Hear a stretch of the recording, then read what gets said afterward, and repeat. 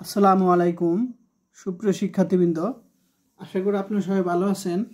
আজকে আমরা analytic and vector geometry সাবজেক্টের চ্যাপ্টার 10 এর একটি প্রশ্ন আলোচনা করব।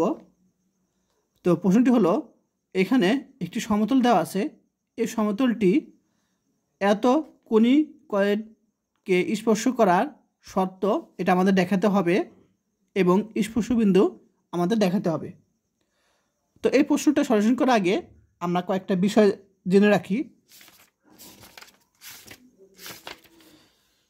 তো দেখো, কোণিকয়েডের ওপর যদি কোনো একটা বিন্দু উপরস্থ হয় তখন তোমার কি হবে? A x x one plus b y y one plus c z z one equal to one. ঠিক আছে, এটা আমাদের লাগবে একটু পর, আমি আগে তোমাদের বলে রাখলাম। তো মনে করি প্রশ্নে একটা সমতল দেওয়া আছে, এই সমতলটি এত কোণিককে কি এত x one y one z one বিন্দুতে স্পর্শ করে। ঠিক আছে, আমাদের কোশ্চেনের যে সমতলটি ধরে নিলাম কি এই সমতলটি এত কোণিককে কি কোণিককে এত বিন্দুতে স্পর্শ করে। তাহলে উক্ত বিন্দুতে স্পর্শক সমতল সমীকরণ একটু আগে আমি আলোচনা করছি। তাহলে স্পর্শক সমতল সমীকরণ কী হবে? A x x one plus b y y one plus c z z one equal to one. এটাকে 2 নং সমীকরণ দিলাম। এখন দেখো, এইটা একটা সমতল সমীকরণ, এটাও কিন্তু একটা সমতল সমীকরণ। ঠিক আছে, তোমার সমতলের যে সমীকরণ চ্যাপ্টার 7-এ জেনে আসছে কীরকম হয়, যে a x plus b y plus c z, আর এটা যদি ভিতরে নিয়ে আসে তাহলে d equal plus d equal to 0 হয়ে যায়। ঠিক একইভাবে এটাও, তাহলে এটুক হলো এ এক্স প্লাস এটুক হলো b y plus c z, আর এটা যদি ভিতরে নিয়ে আসে তাহলে ডি হয়ে যায় প্লাস ডি ইকাল টু 0। তাহলে এই দুইটা কি সমতলের সমীকরণ। তো এখানে 1 আর 2 একই সমতলের সমীকরণ নির্দেশ করে, সুতরাং তুলনা করে পাই।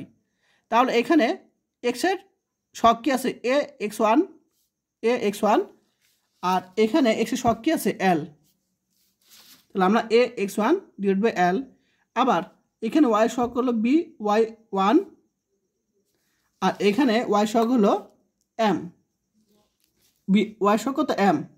আমি এখানে বসিয়ে দিলাম ইকুয়াল টু, এখানে যেটা শক হলো সি জেড ওয়ান, আর এখানে যেটা শক হলো 1।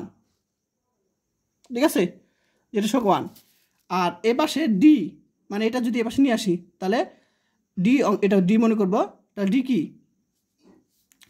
1, আর এখানে পি দিব নিচে। এখন আমরা কি করব? তোমার x one y one z ওয়ানের মান বের করবো, অর্থাৎ এটা সমান আমরা এটা ধরবো। তাহলে আমরা যদি সমান ধরি তাহলে এক্স ওয়ানের মান আমরা পাবো, এটা যদি এ পাশে চলে যায় তাহলে এটা যদি এ পাশে চলে যায় তাহলে x one equal to L by AP লিখতে পারি।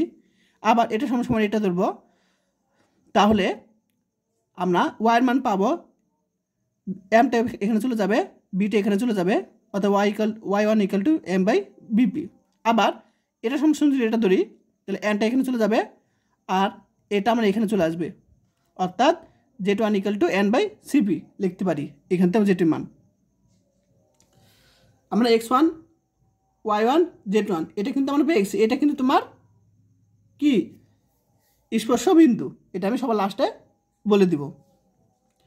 এখন এই বিন্দুটি কোণিকয়েডের ওপর অবস্থিত, যেহেতু এই বিন্দুটা কি তোমার কোণিকয়েডের ওপর অবস্থিত, আমি একটু আগে ধরে নিছি আমি, সুতরাং এই যে x one y one z one সেটা আমি এক্স ওয়াই জেটের পরিবর্তে বসিয়ে দিব। দেখো এখানে বসিয়ে দিলাম। এখন এক্স ওয়ানের মান কত পেয়েছিলাম? এই যে এল বাই এপি, ওয়াই ওয়ানের মান M by L BP, z ওয়ানের মান এন বাই সিপি, জাস্ট বসিয়ে দিলাম। আর স্কোয়ার আছে, প্রত্যেকটা উপর স্কোয়ার দিলাম। এখন এ কাটা, নিচে একটা এ থাকে, বি কাটা, এখানে একটা বি থাকে, সি কাটা, অর্থাৎ এখানে একটা সি থাকে। এখন প্রত্যেকটা জায়গা থেকে পি স্কোয়ার কমন যায়, এখান থেকে পি স্কোয়ার কমন যায়, সেই পি স্কোয়ারটা এখানে নিয়ে আসলে আমরা কী লিখতে পারি? এখানে পি স্কোয়ার হবে, আবার বলে দিই, এখান থেকে পি স্কোয়ার কমন যায়। আমি এক লাইন কম করছি, তোমরা বুঝবা এগুলো। প্রত্যেকটা জায়গা থেকে পি স্কোয়ার কমন নিয়ে তারপর এটা এখানে চলে যায় গুণ আকারে, তাহলে পি স্কোয়ার, আর এখানে থাকবে l square by a plus m square by b plus n square by c থাকবে। এটা আমাদের দেখাতে বলছিল সত্যটা।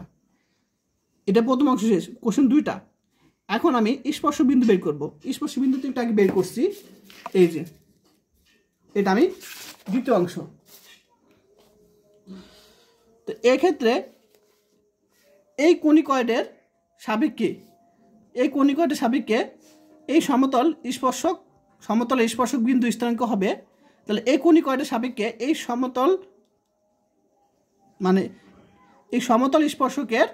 সমতলের স্পর্শ বিন্দুর স্থানাঙ্ক এই যে আমি একটু আগে পেলাম x1 y1 z1, এটা আমরা এখানে বসিয়ে দিব।